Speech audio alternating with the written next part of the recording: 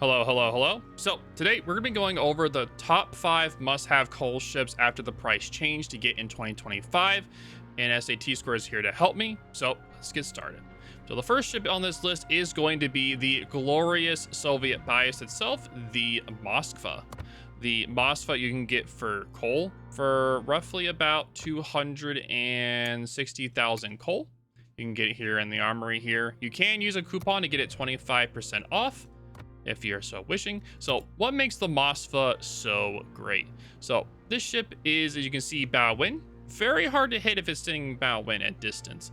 And those guns pack a wallop. And you can see they go 985 meters per second. And instead of being in, which means that at long distance, it's very easy for you to aim at a target distance and hit it. And top of all that, it also is a laser pointer with the extended main battery effective range, the unique upgrade, which makes it even more accurate. So you're pretty much shooting a laser pointer at destroyers, cruisers, battleships, you name it. It is just going to be an absolute monster. And on top of all of that, it gets a 5-kilometer hydro and a 12-kilometer radar that lasts almost 40 seconds when you build into it. So any destroyer that's going to get inside of that radar is going to be screaming for help as you launch volley after volley of laser pointer shells. That is not going to be having a lot of fun. This ship is seen in ranked, randoms, competitive. It's seen legit everywhere.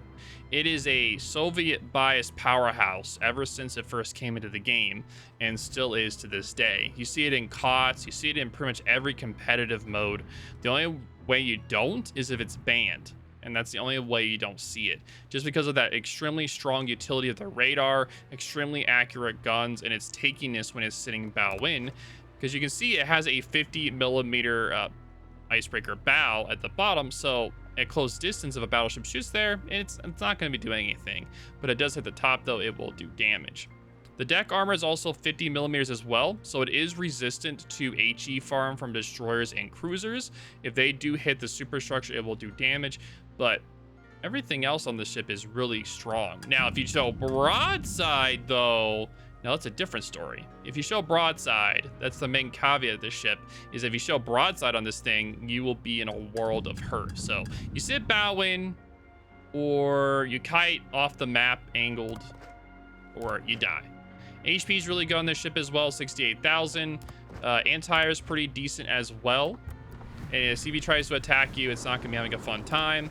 Maneuverability is pretty quick for a tier 10 cruiser. Concealment, you're pretty much a battleship at that point. So pretty much once you get spotted, don't try to turn out or you're going to get death struck. What are your thoughts on the Moskva there, SAT? So Moskva is practically a competitive staple ever since she's been released. That 12-kilometer radar and her pinpoint accuracy just makes her such a difficult ship for destroyers to deal with. And because of that, she just has immense utility. Teams will often put her just to guard a cap, and whenever she's guarding a cap, it takes a long time for destroyers to take it. And she's actually surprisingly never been banned. Well, rarely gets banned. So compared to like Petro which often gets banned, Moskva's always been like a great backup option.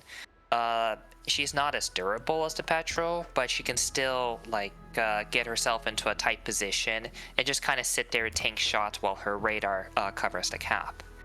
In random, she's still a pretty solid ship though. You do have to stay further back because of your vulnerable broadside.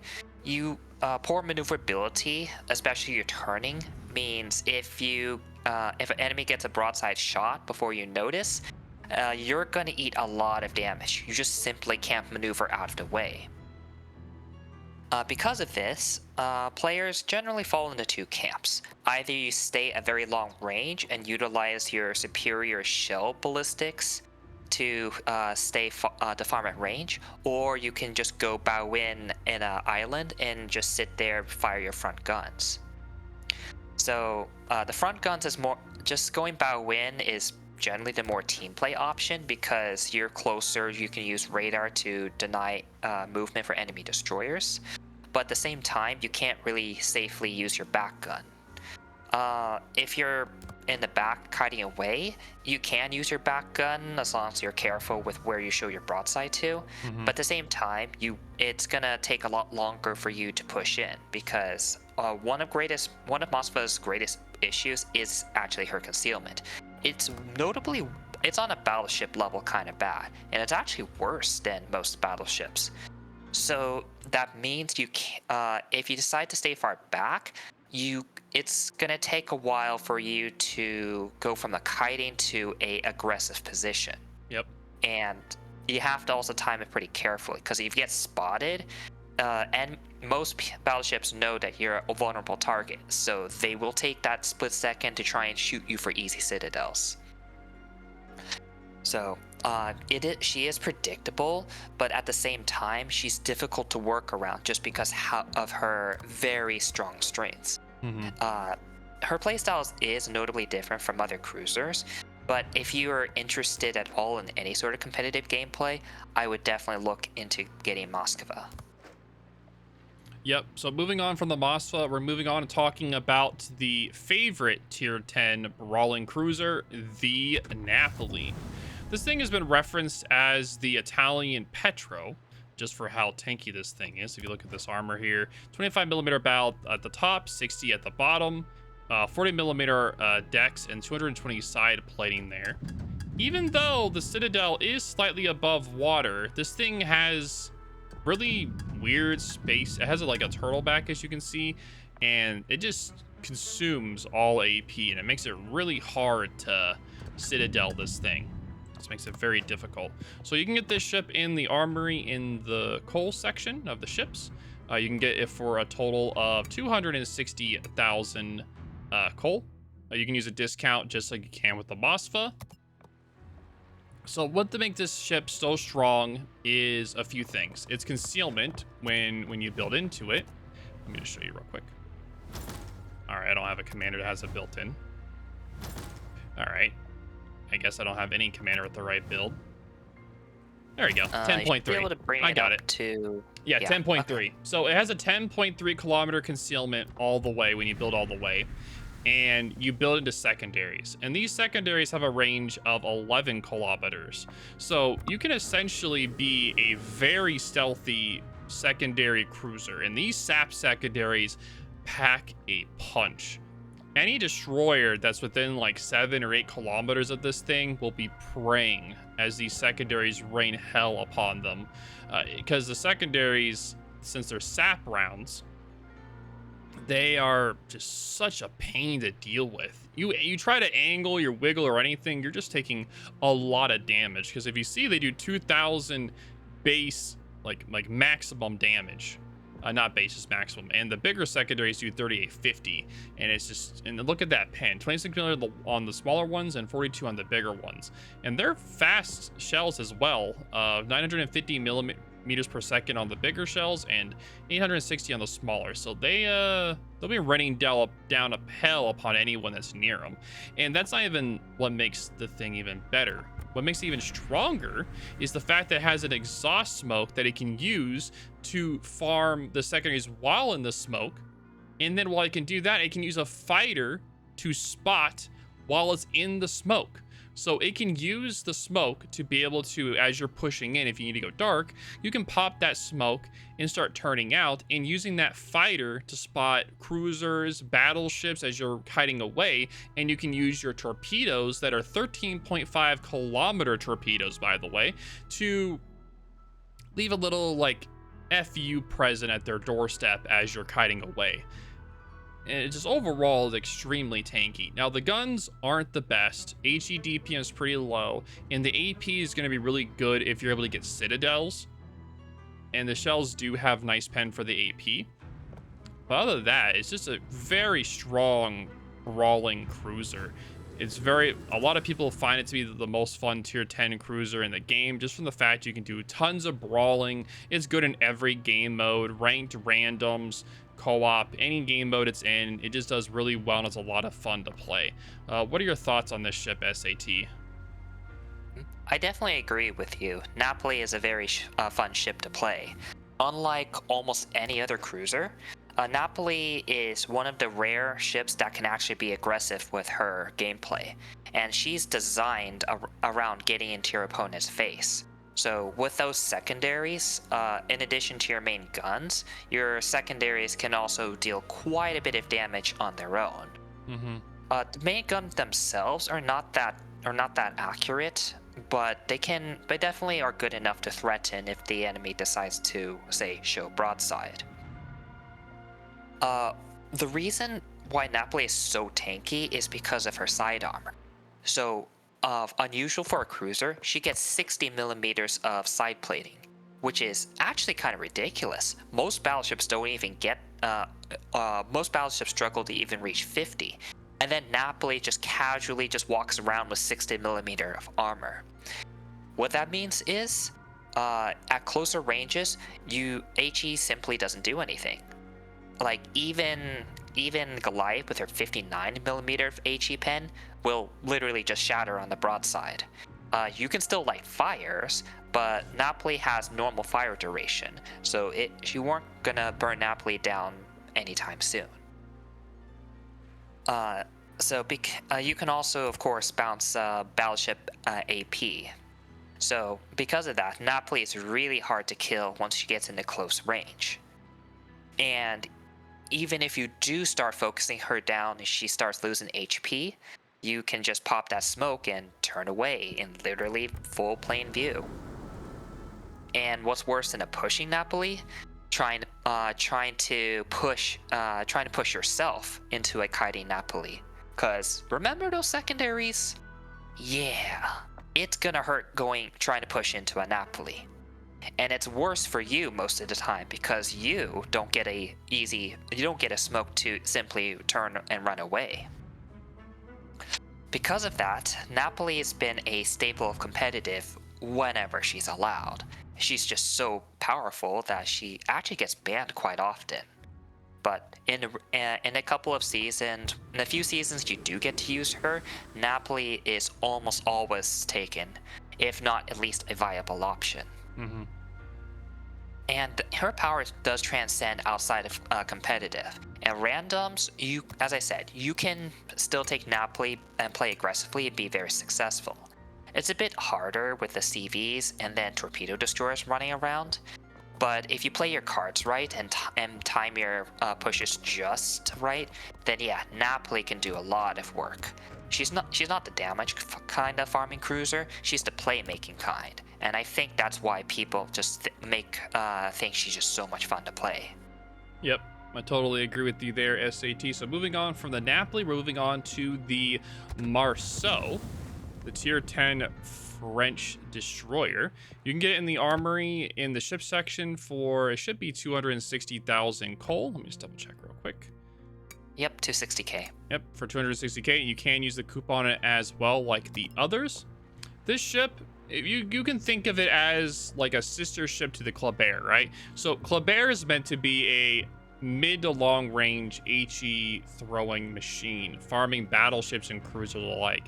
The Marceau is the shotgun brother to that Kleber, right? So this thing is that uncle that gets really close and just, shotguns the broadside of a bar and just wipes the whole wall off the wall, right?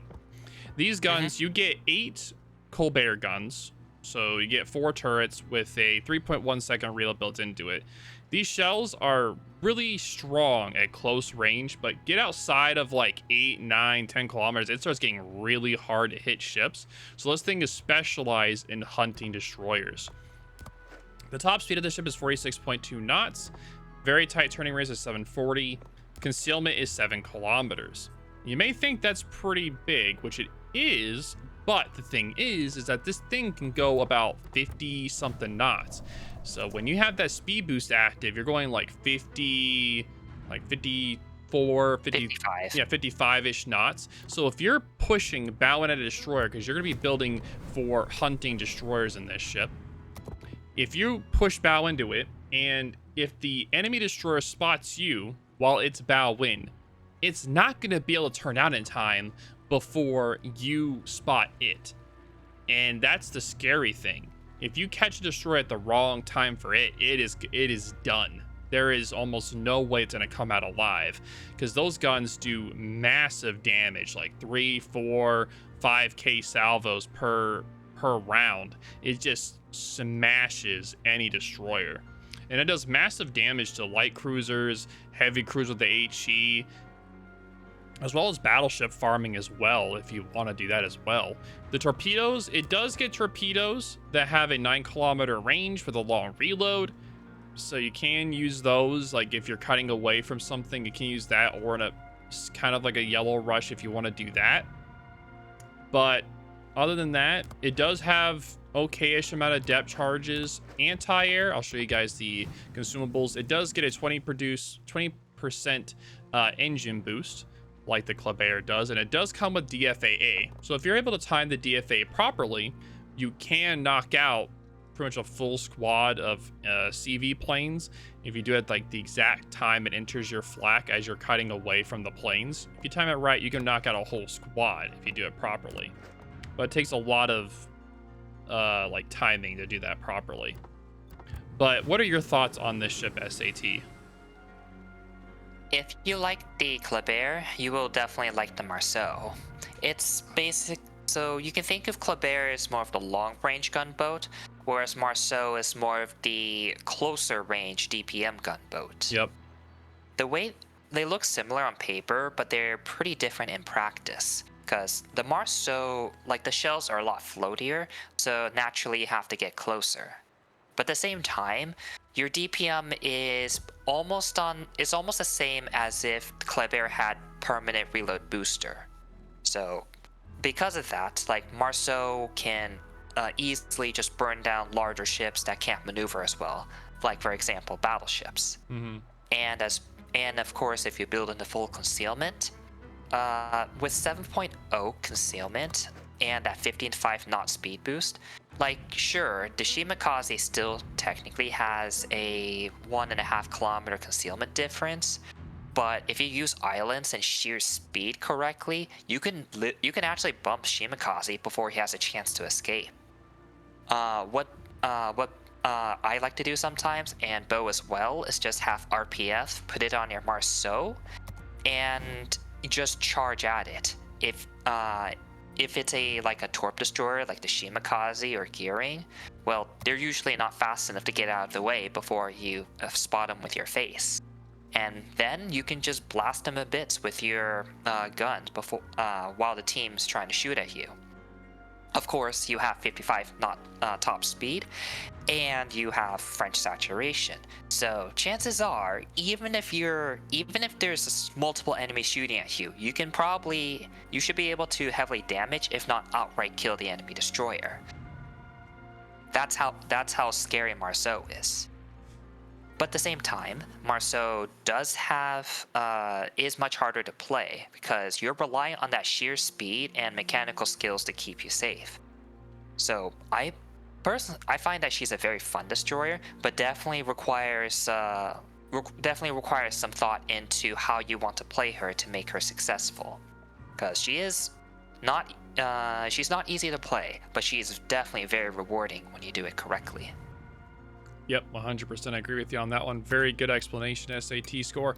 Moving on to the next ship is going to be the legendary Scharnhorst 43.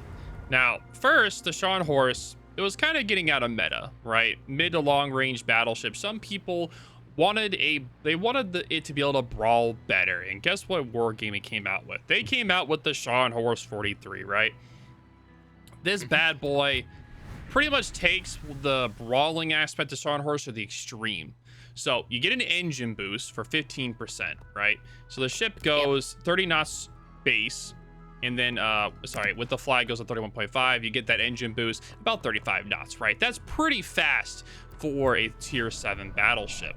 The armor, 27 millimeter at the top of the bow, 70 at the bottom. Deck is 50. This thing is just an armor powerhouse of the German Navy.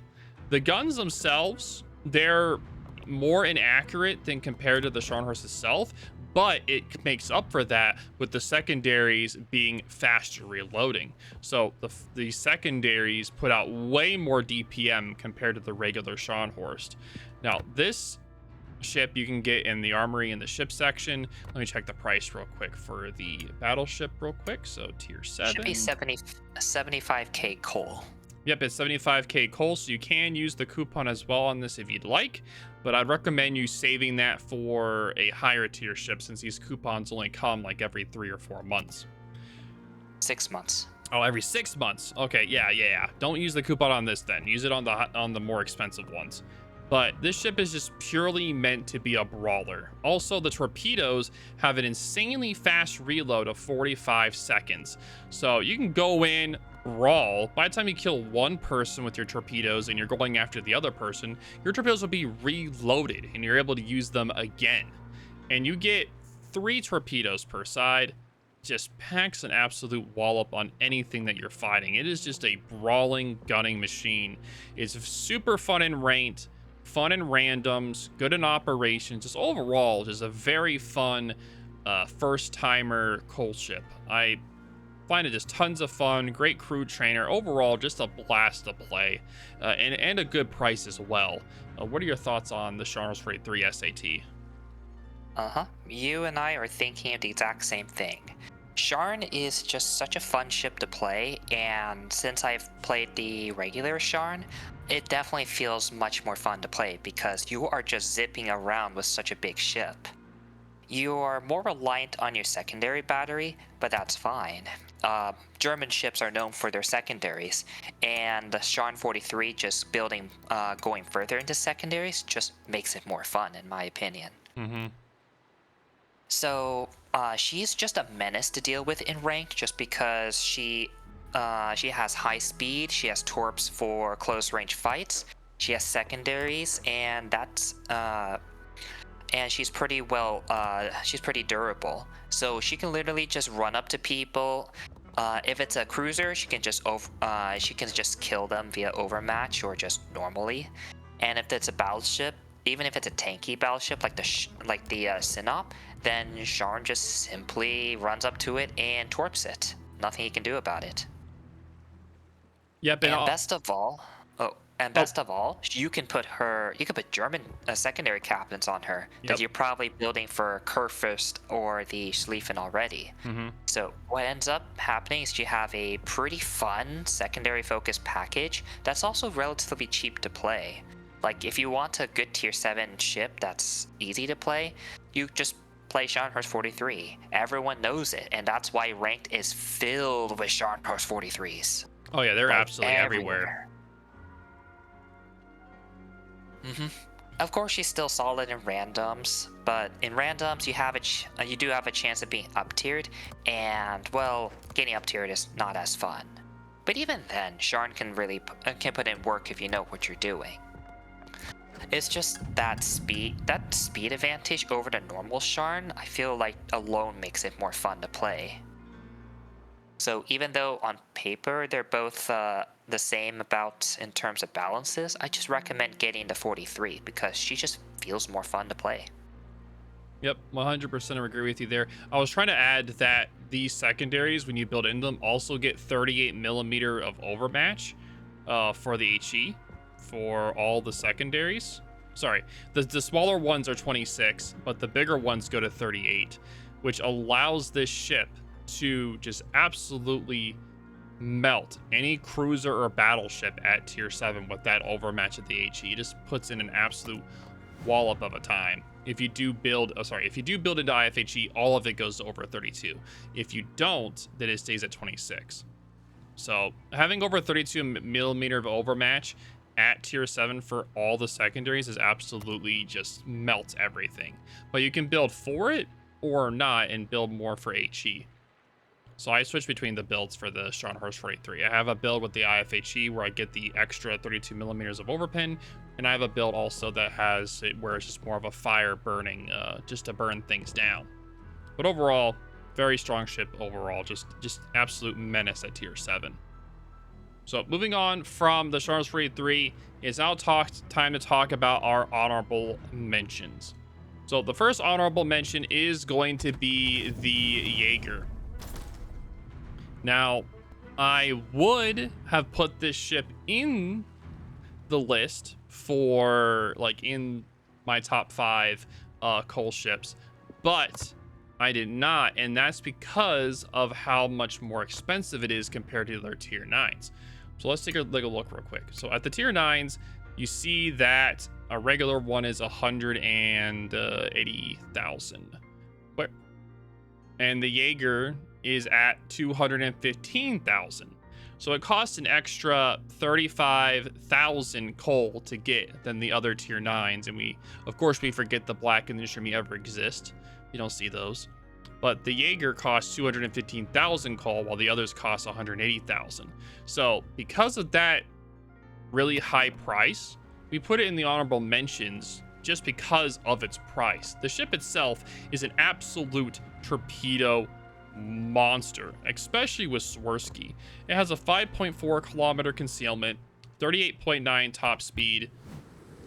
You also have an engine boost, which makes it even faster, and you also get a heal as well.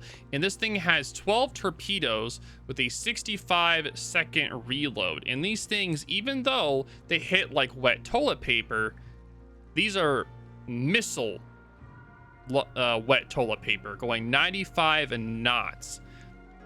And they have a 12-kilometer range. What makes it even more of a menace is if you have Swirsky, when you get 8 successful torpedo hits, every time you do that, you get 5% faster reload for your torpedoes. So this thing becomes even more of a torpedo menace. If one of these things are on your flank and it's on the enemy team, you're just wishing that your destroyer would go and do something. But most of the time, your destroyer gets killed or hurt by all the torpedoes coming from this thing. Is a true menace at tier 9. The Benham used to be the tier 9 torpedo monster, and now this thing has taken that spot. Now, what are your thoughts on this ship, SAT? I hate fighting this ship because of everything you described. It's such a torpedo menace. Like, the torpedoes don't do that much, but even if you're a destroyer, you really feel the torpedoes hurt when they hit. As for fighting a Jaeger, they're so hard to find because they have 5.4 concealment, which is the same as a Japanese destroyer. And they have a pretty good top speed, so it's very hard to catch them unless you're like a French destroyer. Mm-hmm. And their main weakness, of course, is CV, since they have practically no AA to speak of, and their guns. They technically have guns, but they fire slowly. They have almost no firepower. But in exchange, they do have heal. They don't get smoke, but they do have heal, so they can somewhat do okay in a gunfight, especially since they're so low to the water, they're hard to hit.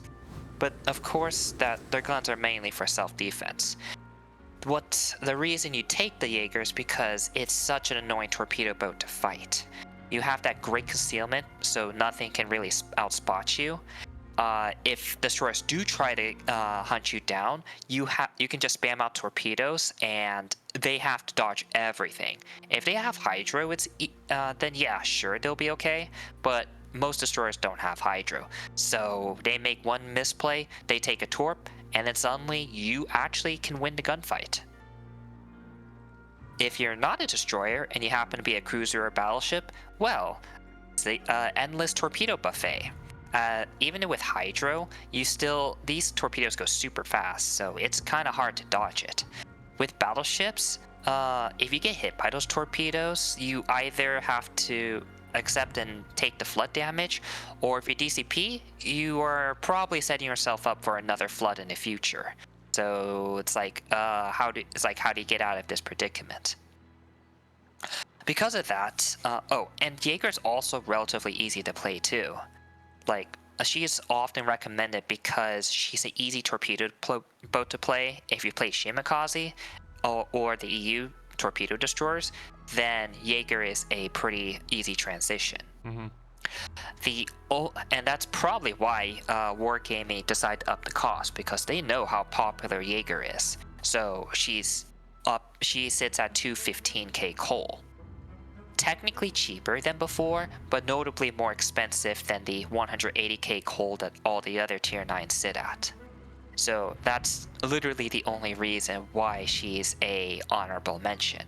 But if you're fine with paying a premium for a tier 9 coal ship, then take Jager because she will fulfill your needs and more. Yep, so the other honorable mention is going to be the Groningen. So if you aren't interested in a torpedo boat, the other side of that spectrum is the Groningen. So as you saw earlier, you can get the Groningen in the armory in the ship section for 180,000 coal. Now, this ship, absolute DACA machine. It's got 420 millimeter shells with a 12.4 kilometer range and a 6.4 kilometer concealment. So it's not the best concealment, but what it does get is a very long American length smoke. So this smoke lasts for roughly 2 minutes. So you're able to farm for about 2 minutes in a smoke. And it also has a hydro, 5 kilometer hydro. So you can build this thing for a lot of different ways. You can build as a partial destroyer hunter. You can build as like more of a middle ground, or you can build as more as a pure farmer. This thing is just an absolute menace to battleships, cruisers, destroyers, you name it. Anything tries to get near it, it's going to be an absolute menace. Now, with all this DACA, it does have a downside. It doesn't have any torpedoes. It does have strong anti-air, but it doesn't have any torpedoes. And its health also isn't the best either for a tier 9 destroyer. So you have to really use that smoke effectively to farm in or to be able to disengage. If you don't, you're going to get killed off pretty easily. But it is one of the strongest tier 9 gunboats in the game from just pure DPM with that 1.6 second reload. It is a true menace. It's good in all different game modes, does really well overall. It's like a medium difficulty to play, more on like you have to figure out a good place to place your smoke or using islands to shoot over. But other than that, it's just a very fun ship to play and a great crew trainer. What are your thoughts on the Groningen SAT? As you said, if you like pure gunboats, then Groningen is superior to pure gunboats you can possibly get. You only get one torpedo, and that is the ship itself. Other than that, all you've got is smoke and your own aim. That is where all of your damage is coming from. So the gun themselves are a bit on the floatier side, but if you can make it work, you have one of the highest DPMs of any destroyer at her tier. She is a bit slow, so you're mostly just gonna shoot people in smoke unless somehow they're not looking at you. She's a very easy target to hit, so I would not recommend staying outside of smoke for too long. But of course, enemies love to throw torps into smoke, so thankfully, Wargaming gave you this thing called Hydro. With 5 kilometer hydro range, you can see torps coming from a long ways away. So if an enemy destroyer tries to get cheeky and torp you, you have plenty of time to exit. You can even, in certain points, the enemy destroyers may accidentally run straight into your hydro, and that's pretty nice because with your close range DPM and hydro, the enemy destroyers get shredded within seconds. So yeah, you can sit on a cap with that sometimes and just outright deny to other destroyers. You do have a higher than average concealment, but with proper island use and smoke use, that's not a problem. Instead, you can just focus on shooting at farming enemy downs with your superior guns and controlling areas with your hydro.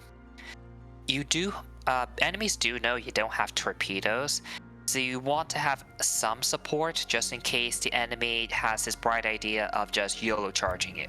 Because while you have high DPM, you can't kill anything immediately. So if, say, a fast battleship just starts to run you down, you better start running away quickly because you actually can't get run down by the faster battleships. That's how slow she is. But otherwise, still a very solid ship and a really fun ship to farm damages in, and witherers. Yep. So the final ship on this top 5 list for coal ships to get after the price change. It's gonna be the U-45. Oh, Lord. So out of all the submarines in the game, this is by far one of the most easiest to play and one of the most broken to play. Put it simply, this thing has a 5.4 kilometer concealment. Its underwater top speed is 37.8 knots, right? Okay. So it can go to 40. So essentially, this thing can go underwater, and the thing is, it also has a dive capacity of over 4 minutes. 4 minutes, by the way. And you have battery reserves. So you're able to stop the timer and get the 30 action time for the save your battery, right? And it has a heal. This thing also gets 10 torpedoes, 4 in the front and 6 in the rear, with a 60-second reload. Which means that this thing is legit designed to run someone down, and then if someone is if someone's chasing you, you can torpedo them as you're running away, laughing at them. And this thing is also able to do the age-old trick of wherever it spawns, it goes a little bit in the middle, surfaces, gets its battery back, and then it can just dive all the way across to the enemy side of the map undetected. And it can harass the rear lines of the enemy with almost no counter, unless the destroyers or the sub or the CV takes time out of their match to be able to go after it. And if it does that, most of the time, that single move will cause you to win the match, because you're causing their whole team to have to hunt you down. Because if they don't go after you, they're going to get killed by all of your torpedoes or forced to go into your team, which is what you're wanting in the end. It also has an extremely tight turning radius, extremely tight, 310 meters. So this thing can go extremely fast to literally just stop and do like a grandma turn in her Honda Civic. It's just ridiculous how fast it can go to like instantly stopping and turning. So it's very hard to predictably hit this thing with depth charges. So you have to aim it completely different than compared to other submarines. If you don't, you're never going to hit it. Overall, absolute menace. It's definitely worth the 260,000 coal. You can use the coupon to get it as well if you're interested. But yeah, this thing is an absolute menace. And this submarine alone has caused hundreds or thousands of people to stop playing the game just because of how much of a true menace it is in World of Warships. And I'll let ASAT Score say his final thoughts. Yeah, subs. Yeah, since it's an objective list, we do have to recommend this sub. But I don't like fighting it just because it's so annoying to deal with. It gets homing torpedoes, and these are pretty good range torpedoes as well. So if you're trying to push into it or you're on an island, then yeah, you're going to get hit by those torpedoes, and they kind of hurt too. If someone else is spotting him and he's if someone else spots you, you burn DCP and he pings you, that's also an unfortunate moment. And if you try to counter with your own depth charge planes, well, good luck hitting a 40-knot underwater submarine.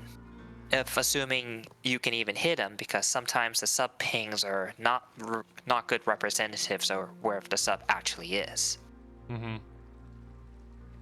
Yeah, she's just such a menace to play, to deal with. Because even if you have a destroyer, like she has 5.4 concealment. Like sure, she's slow on the surface, but as a destroyer, if you're playing something like a gunboat destroyer, you can't really approach her unless you want to get focused down by your team and just die. While she does have the lowest HP pool, she does have heal to kind of bring her HP back up if she takes some chip damage. You're usually not getting nuked. You're usually just getting like occasionally hit by depth charges, but that can easily be shrugged off once you surface and use your heal. Because she's such a headache to deal with, as Bo said, entire team sometimes will just try to chase you down, running themselves out of position, so the rest of your team, if they're still there, can just do something and win the game. And even as the 4501 runs away, she can survive for quite a while thanks to her high top speed. Even destroyers will have a hard time following her, because once she goes underwater, if the destroyer just goes the wrong way, then I guess then the 4501 can even just escape completely. It's kind of funny how that works. But yeah, very annoying destroyer to deal with, and surprisingly pretty easy. So if you want to learn how to play a sub, you can learn how to play the most annoying sub in the game. Yep, so that is going to be it. So thank you for that SAT score. So thank you all for watching the video. If you guys have any questions or concerns, definitely leave them in the comments down below. And let me know if this video helped you guys pick out what coal ship you want to get with the new price changes. So thank you all for watching, and see you all in the next video.